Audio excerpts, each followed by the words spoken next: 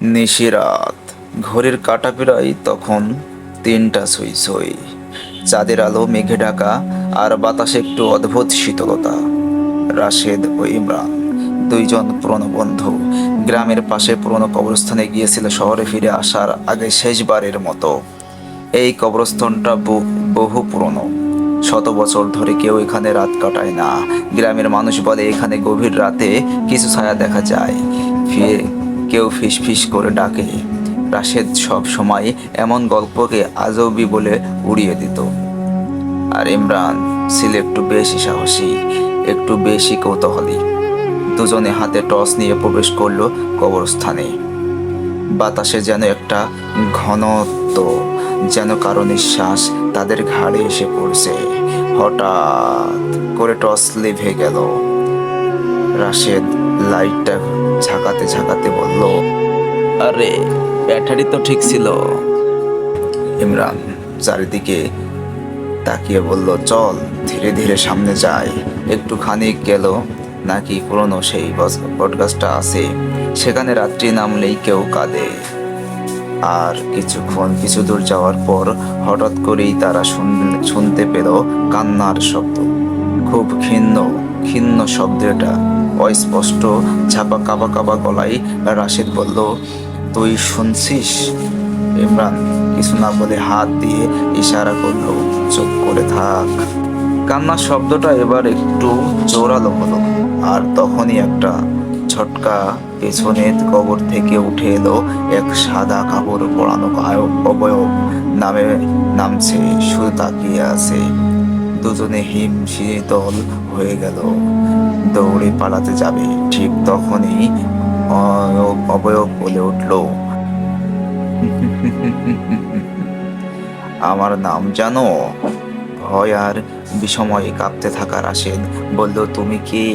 অবয়বটা বলল, আমি সেই কাহিনী তোমার উপহাস করছো, আমি সেই যা তোমরা আমাকে নিয়ে ছিনিমিনি করছো।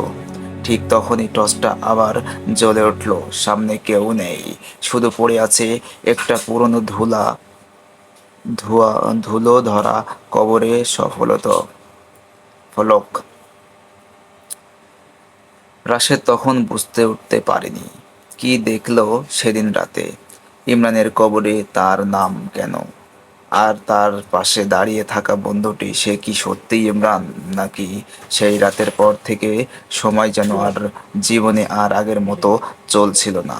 তার ঘড়ির কাঁটা মাঝে মাঝেই উল্টে দিকে ঘুরতে থাকে।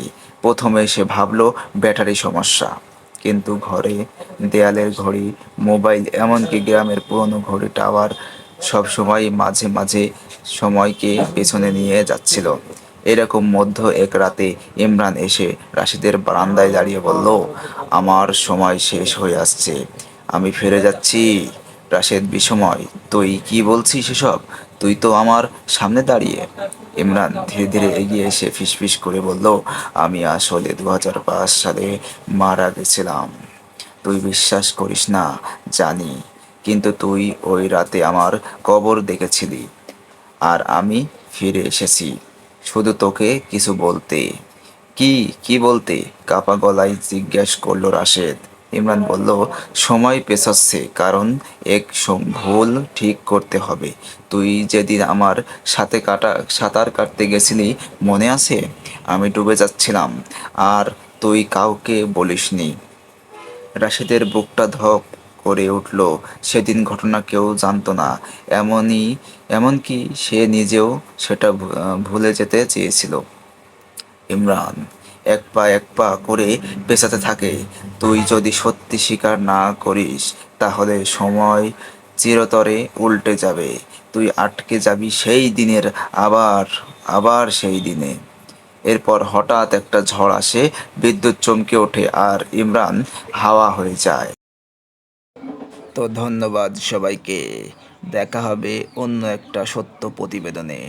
ভালো থাকবেন।